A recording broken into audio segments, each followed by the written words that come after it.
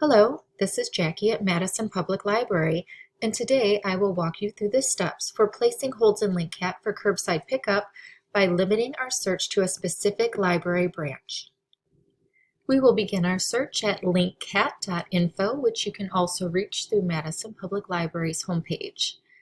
I'm going to go ahead and search to begin sorting by title, and one of my favorite books, Small Great Things. Over here, you'll see you can refine your search, and we want to know what's available on the shelf. The easiest way to search is to go to More, and we're going to sort A to Z, so our listings will come up alphabetically. All of Madison Public Libraries are together on the list, and I would like to see what is available at South Madison.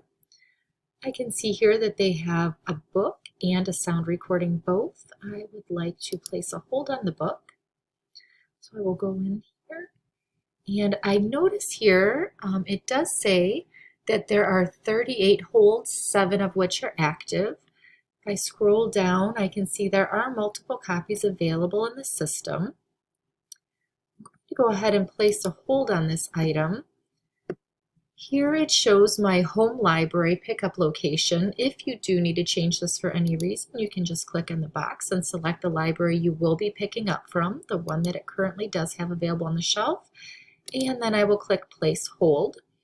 It tells me I'm currently number 37, but since there are only 7 active ones, unless somebody at South Madison Library also has a hold on this book that placed it before me, I would be the next person who should receive that item.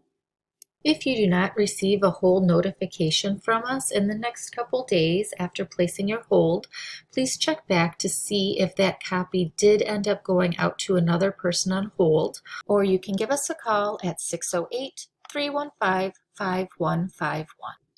Our staff at Madison Public Library thank you for your patience and understanding at this time. Please be sure to check out the many great resources you can find at madisonpubliclibrary.org.